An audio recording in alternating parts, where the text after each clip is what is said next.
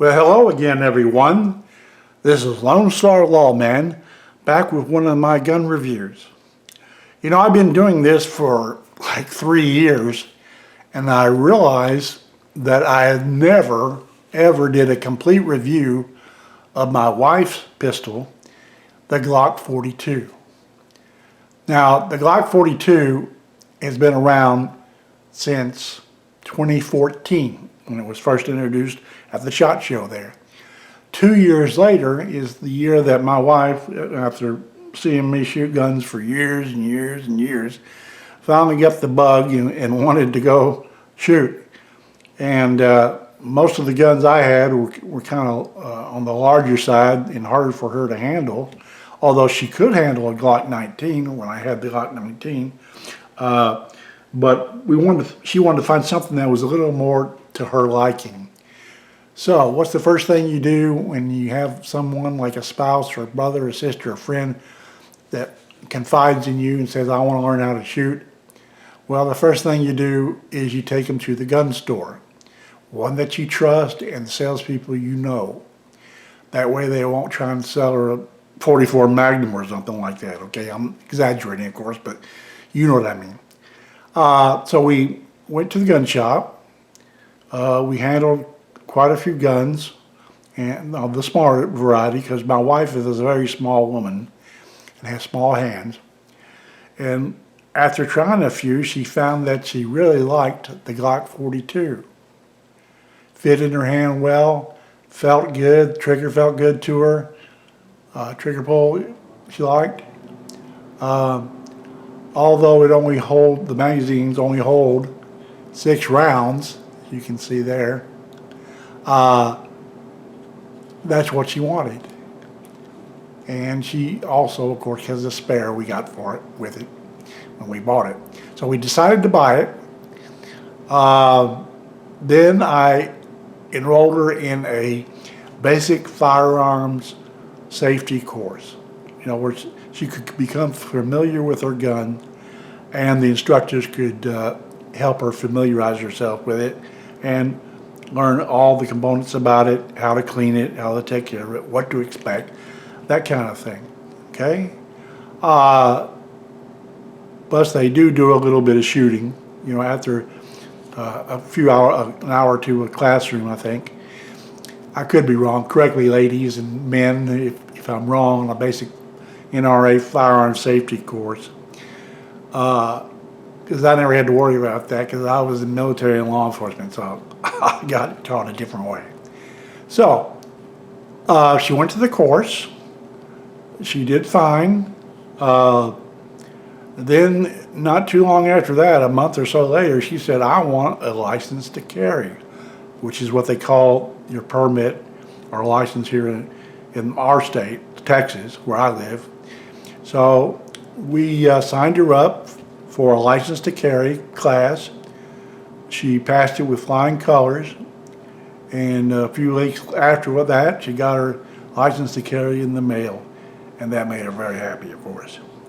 The Glock 42, I should tell you, I forgot to mention it already, for those that don't know, is a .380 caliber pistol. Now, .380 is kind of like the lowest end, in my opinion, is the lowest end that you should go in a concealed carry firearm or self-defense firearm. .380, I'll show you one of the hollow point bullets. The .380, the bullet itself only weighs about 95 grains, I think, between 90 and 95 grains. I think this is a Winchester hollow point. It's been a long time since I bought one of these. I can't see it on there though very well. Maybe y'all can. But 95 grains. Of course, when you buy a gun, you want to first put a couple hundred rounds, at least in my opinion, even with a Glock full metal jacket. And then you want to put a fair amount of hollow points in it to make sure your gun feeds. As far as Glock goes, I've never heard of any Glock ever having a problem feeding unless there was something wrong with the gun or the ammunition. or the magazine for that matter. But anyway, so she got her gun, and she did a little bit of upgrades to it, not much, something to make it more comfortable for her. We got a Hogue slip-on sleeve grip that gave her extra, resistance. She likes that. She wanted to decorate it. I don't know what this is, folks. It is some kind of gripping thing that makes it easier to grip when you want to slingshot the slide for racking around or whatever, okay? And I guess she likes spiders, okay? But that's okay. A lot of people decorate their guns or put something on their guns to make it a little more snazzy looking. Okay, all right, let's look at the other side of the gun. Same thing. It is not ambidextrous. However, what you can do, and you won't be able to see it here, but down in the well there's this rod that comes up, and it's under tension, which holds the push button spring. All you do is put up and out to release the tension, pull the rod out, that metal rod out, then this will fall out, and then you reverse it to this side, and then you put the little long pole-like piece of metal that like it looks like a nail, but it's not. And it goes in a hole in there, and then you just, instead of doing the tension from the other side, you put it under the tension of on the other side. I'm not explaining it too good, but I tell you what, if you go to the dealer and you buy one of these guns and you say, hey, can you switch this over to the left side? I mean, Glocks are the most common pistols in the world among gun people, and if they have a gunsmith or Glock armor on duty or whatever, they can easily switch that out for you to the left side if you're a left-hander. If you are a left-hander, I should tell you that the spring slide release is over on the left side. It's made for right-handers, but there's an old technique that I learned long ago that anybody can do. That's your left-handed. It's like, I'll put my left hand here.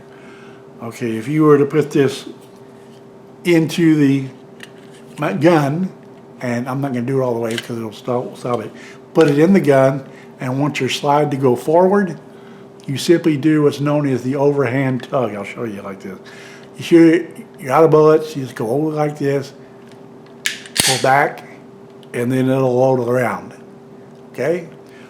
If you're a left-hander and you want to get the magazine out, the best way I've seen, if you haven't switched this, is to just open your hand, reach up, and hit the button with your forefinger, and then pull it out.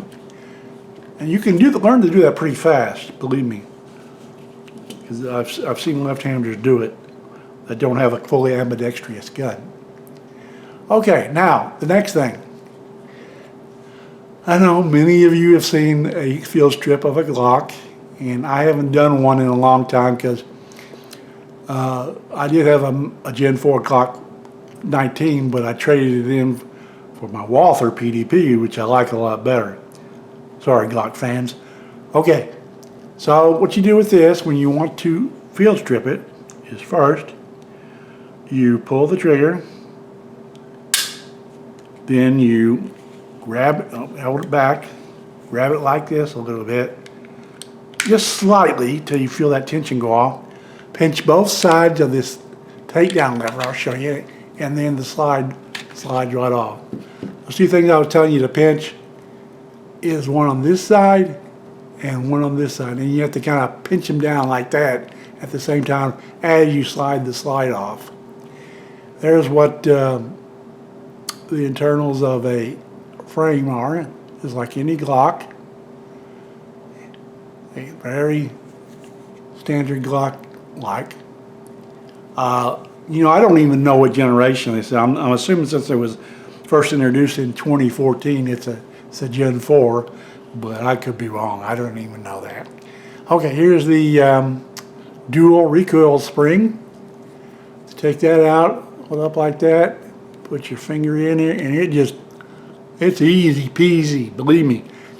Comes right out, and like most guns now today, I guess it's up and out of the chamber. Here's the slide, here's the striker at the top there. All right, and there's the muzzle. Okay, now put it back together, stick it back in, and then push it back to it'll lock into place. Make sure you're fat in here on the recoil spring guide. As you notice, it's a captured guide rod. It's all one piece. You put the big part in the front of the gun, and then you put this back in here and just kind of squeeze a little bit to where it goes in that notch right there. You hear that click? That's how you'll know it's in there, and make sure it's straight and level and everything. All right. And then with a Glock, easy peasy, you put it in there. Unless you're blind like me. And then all the way back, rack it. It's good to go. Okay? All right. Now, like I said, it had 6 rounds in the magazine. Here's a full magazine. You can see the witness holes there. That's what those are called, witness holes. Let me give you the specs. It's only about let me see, the barrel length is only 3.25 inches, only 2.5 inches. The weight without the magazine is 12.17 ounces. Okay, and with an empty magazine it's 13.76, and with a loaded magazine it's 15.87 ounces. So that's pretty light to carry. Okay. They also make excellent backup guns. You may have a larger main carry that you carry on your hip or your appendix. You can put this in a pocket carry, and I tend to want to put my pocket carry for a backup on since I'm right-handed, to put it on my left side in an ambidextrous type holster like the DeSantis Nemesis that I've displayed on some of my videos. Because if that gun goes out of action, or my right arm is messed up or broken or shot or whatever the case may be, I can go to that other gun really quickly in my left pocket and use it as a get-off-me gun, I call it. That's when somebody's right on top of you. Now, you can't stick it in their belly and just hold it there and shoot it with a, yeah, you could, but you want to kind of bring it back about an inch or two so it'll cycle, the slide will cycle in case you need to pump in another couple more. Okay, sorry about being so morbid there, but that's life. Okay, all right. Now for holsters, something that you would like to find. Here's one that we got. Now, believe it or not, we got this me and my wife. We went to a gun show, and this, what was it, 2016, I believe it was. We went to a gun show not long after she bought this, and we found this one, Kydex. I like Kydex, and she decided she wanted Kydex. And this is called it has a utility clip. I'm sorry, let me get this on camera properly. All right, called a utility clip. And the way it works is you pull this up, and then there's a clasp right there that you can put your clothing underneath, or a small belt. I'm sorry, I'm trying to get used to this camera. I've had it a while, but I haven't used it in a while. Okay, and you put your clothing or a small belt under there, and then you just lock it down, and it'll stay pretty snug. This clip is made of metal. This is metal, okay, and of course the holster's Kydex. You want to see what it looks like in the gun in the holster? Okay. Looks really good, and this is obviously inside the waistband carry. It's pretty easy to carry a small gun like this inside the waistband. Okay, let's put the empty clip in there just to kind of do a complete look. how everything looks. Turn it over on this side again. All right, here we go. Okay, this is the extra magazine carrier she also got inside the waistband, of course, as you can tell. And goes in here. Oh, wrong way, Mike. Okay, we're going like that. And you can see it. It's pretty good. You always want to, let me tell for a tip, and I think I mentioned this in one of the other videos. You want to put here, this would be the way inside the waistband side of her left side. You always want to put, and I mentioned this in other videos, the rounds facing toward your belly button. Because when you, let me use the empty magazine for this demonstration. Okay. You always want the rounds facing toward your belly button, because when you pull this out, you're holding it like this, is on your waist like this, right? You pull it up like this with your finger right here. It's the perfect position to put your finger when you're reloading. And I'm not going to open the slide, but show you with this finger, you just to guide it in. I'm sorry, I'm doing this wrong. This side. Okay, I'm backwards today. Okay, this finger goes here, and then you just guide it in, like that. Guide it in, just like that. I know a lot of people see my other videos, see me do this, but I'm doing this for those folks that haven't seen any of my other videos, but hopefully you will go see it at Lone Star Lawman. Okay, this is a nice, I think, I know ladies will like this.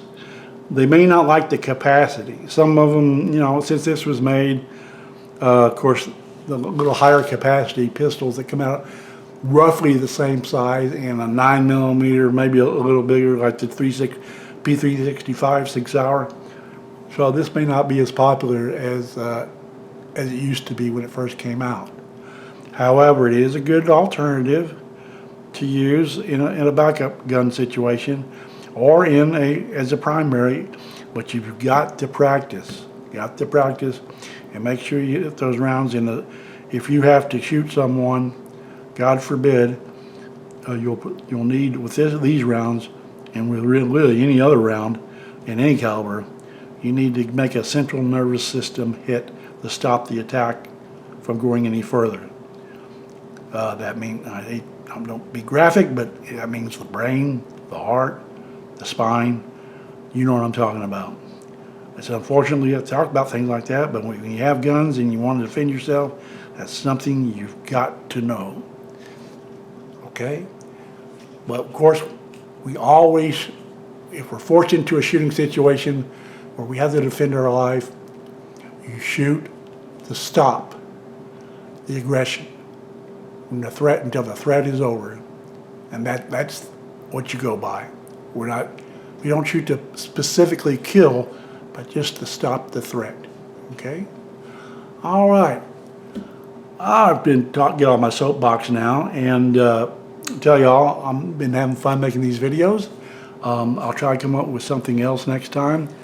I am running a little short of firearms to show y'all, but I definitely wanted to show you this gun because it's a Glock, it's dependable, it'll be there when you need it, and hopefully you'll be able to use it in an effective manner.